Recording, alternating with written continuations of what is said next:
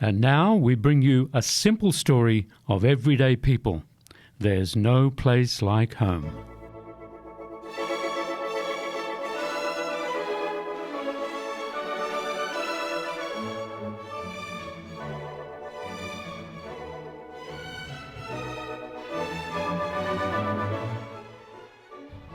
Sorry I'm late for our coffee morning, Phyllis.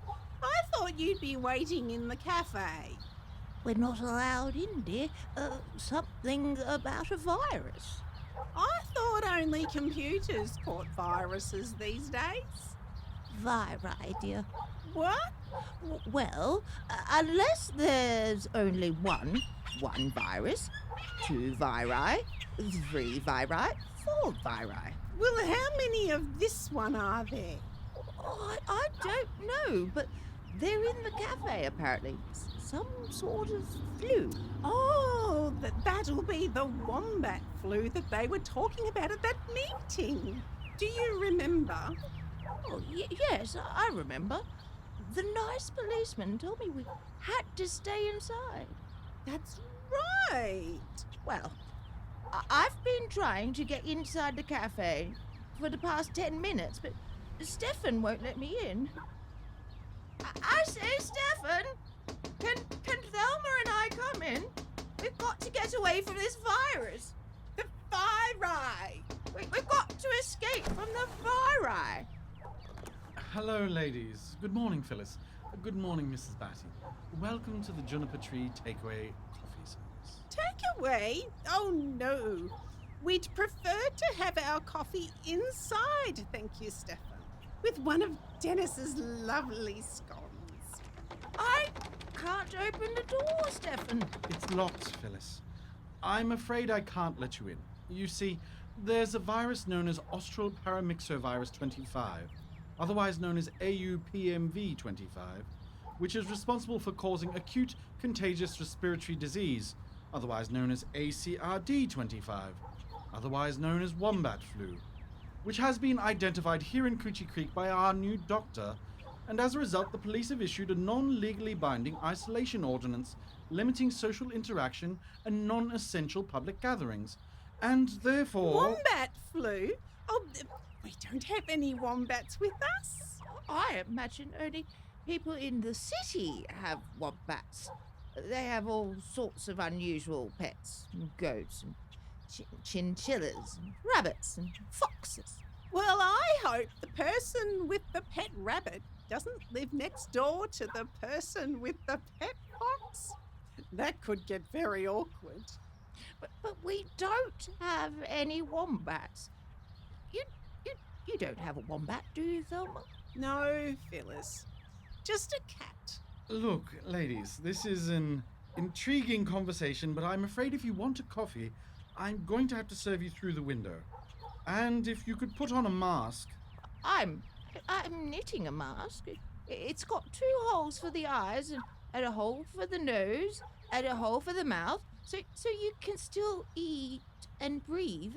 It's called baklava. I think that misses the point, Phyllis.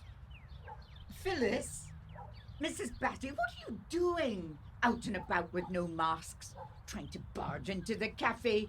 Go back to your homes immediately. Or at least put masks on. I have some here.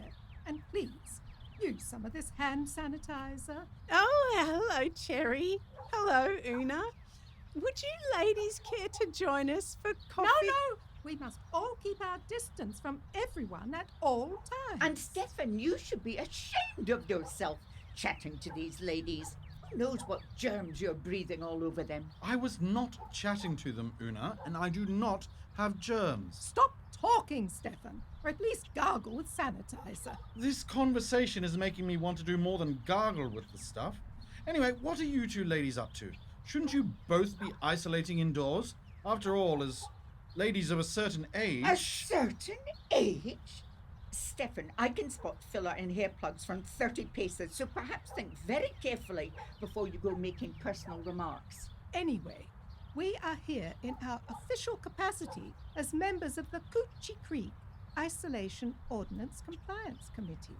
It is our role to ensure that residents isolate Avoid unnecessary social interaction and mask up. Isn't that Percy's job? He's the local policeman. Well, we're his deputies. The deputies. Well, that would explain why Bob Marley hasn't shot you. Ladies, unless you're going to buy a coffee, can you please stop clumping around my cafe? I can serve you drinks through the window, but only if you use sanitizer, wear a mask, and pay with card. You can't have food because Dennis is unwell and you can't come in.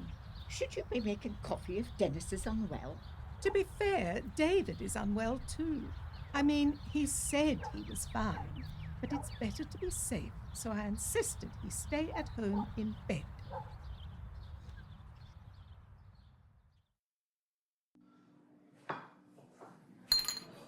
Another beer, David? Yes, thank you, Fraser. That would be lovely. How much is that? I think I've got... No, David. No cash, remember? Cash is covered with germs. Jerry makes me sterilise all my pocket money. I appreciate that, but we can only accept card or... well, card.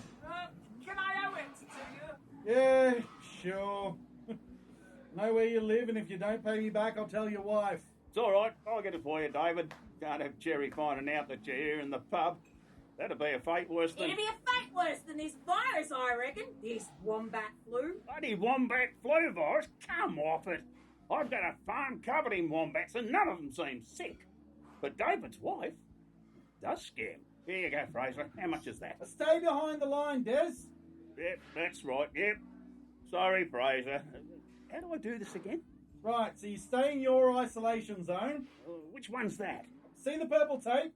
On the floor, around your stool. Bloody hell. Purple tape. Oh, all right, yep, I see it. Well, you stay in that zone, the purple zone. And you call the order out to me. Yeah, I've done that. But you can only call the order once you have ascertained that there is no one in your section. You mean inside the purple tape? No, that's your zone. Your section is demarcated by the white tape. What? The white tape? So I can... No, the zone is the area inside the purple tape. The section is the area inside the white tape. If another patron is occupying the section in which your zone is located, you cannot create a verbal infraction until... A verbal infraction? What's that? I think he means what we're doing now. Shush, Rowan! And stop creating a verbal infraction because I'm currently occupying your... Hey, Fraser, am I occupying Rowan's zone or his section? Neither, Marjorie. You're in the allocated staff sector. Sector? Yeah, that's the blue tape.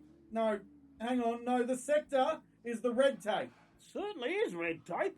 On-duty pub staff are permitted to be anywhere within the staff sector, which is located within the red tape, except for individual patrons' isolation zones, which are located within the purple tape, the green tape, and the orange tape. I don't like orange. Can I change colours? No, fat cat, stop creating a verbal infraction and stay in your... Box. Section. Zone! Look, it's perfectly simple.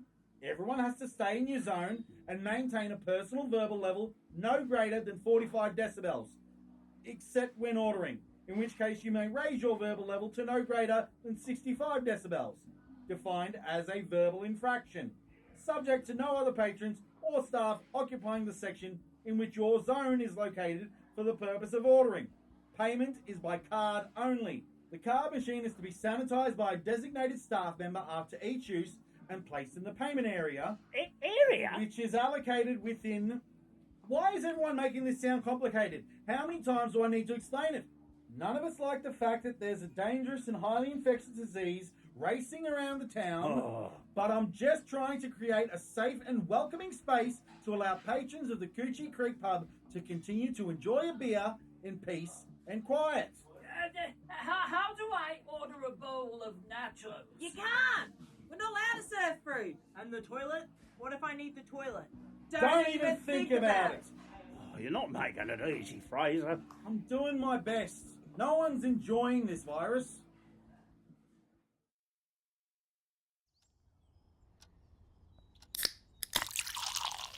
Oh, I do enjoy a virus in the springtime. A virus keeping all the kids away. Nobody can fire us when we're hiding from the virus.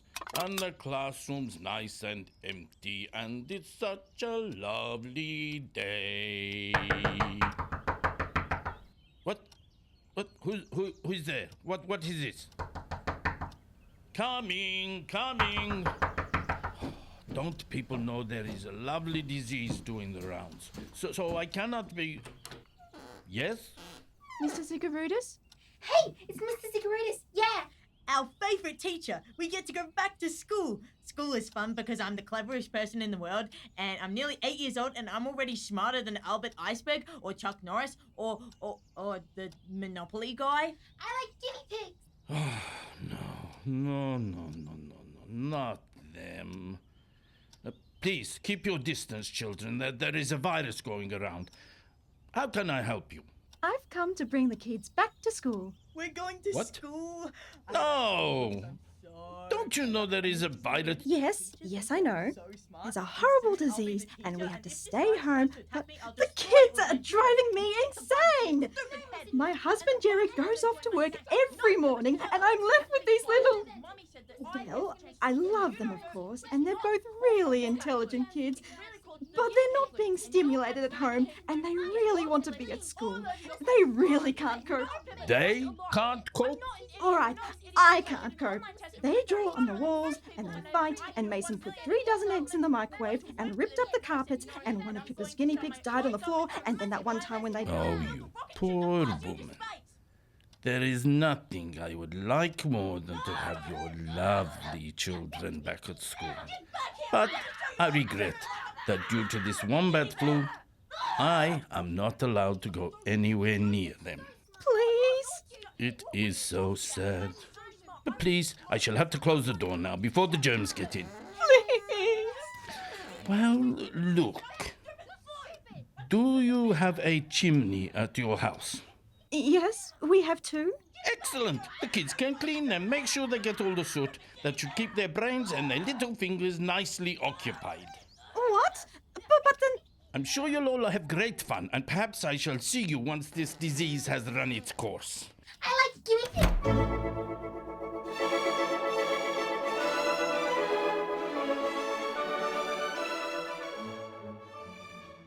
It seems that not everyone is coping with the non-legally binding isolation ordinance. The kids are certainly causing a bit of verbal infraction. Will they get the chimney swept? Will Des stay in his isolation zone? And does Stefan really use filler and hair plugs? Find out in next week's episode of There's No Place Like Home.